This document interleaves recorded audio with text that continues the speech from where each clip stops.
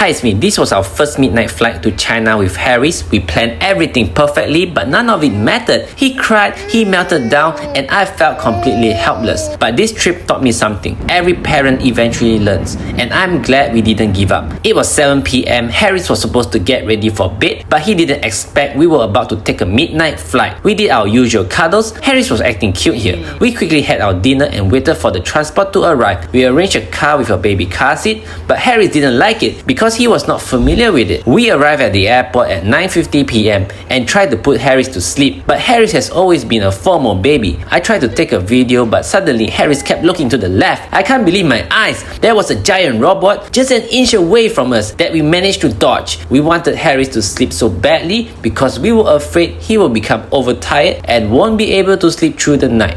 The stroller wasn't working, so we decided to use the carrier to put him to sleep instead. Since young, Harris loves sleeping on his tummy, and the constant rocking motion, hopefully it helps him with his sleep. For a 7-day trip, this was all our things: a stroller, one luggage for me, one for Mama, and one for Harris. Good thing of arriving early, there was no queue at the luggage counter. By the time we got our boarding passes, Harris was already fast asleep. What a major relief. The good news is Harris is able to sleep even though it is bright and noisy. The carrier was seriously a lifesaver compared to the stroller in this situation. We celebrated our small win and off we went to the boarding gate. Even the sound of the train couldn't wake Harris up. It was a happily ever after if you ask me, but little did I know things will soon go upside down, because as soon as everything goes according to plan, it usually doesn't. Harry suddenly woke up from his sleep. Mama tried to save it, but sadly it didn't. Once Harryzilla is awake, it's difficult to go back to sleep. That's when the real fight for survival begins. The boarding gate started filling up with people, which made it more noisy and harder for Harris to sleep. We tried to remain calm by making jokes about it. At least Harris wasn't crying. Harris was transferred to the stroller as the plan was to rock him to sleep. I even increased the frequency and the intensity of the rocking, but the only one falling asleep was myself, so I gave up and transferred him back to the carrier, hoping to rewind how he slept earlier. The carrier provides Harris the safe security feelings compared to the stroller. The only downside is the max time limit I can use is about 20 minutes before my back start complaining. Luckily, they started announcing to board the plane, and apparently parents with babies are given priority to board first. But a good tip we learned is to wait till the end. This is to reduce the waiting time in the plane with Harris. We were literally the last few going on board. It is now 12:30 a.m. and all I could think of is how am I supposed to carry this baby for 6 hours? Maybe it isn't that bad. No, I was wrong. The minute we got on, he was already losing it. I couldn't do much but to just shake like my life depended on it. Harris was seriously unhappy. I took out the carrier because I needed to wear the baby safety belt for Harris during takeoff. 1 second he was calm, the next he went into a complete meltdown. I was stressed out because I didn't want to disturb other people from sleeping. It got better when the plane was in the air. Maybe the motion of the plane made it better. By now, Harris was thirsty from all the crying earlier. Since we chose the front seat, the air stewardess was sitting next to us. Harris wasn't afraid of strangers. I think he is going to be an extrovert when he grows up, because he is rarely afraid of strangers.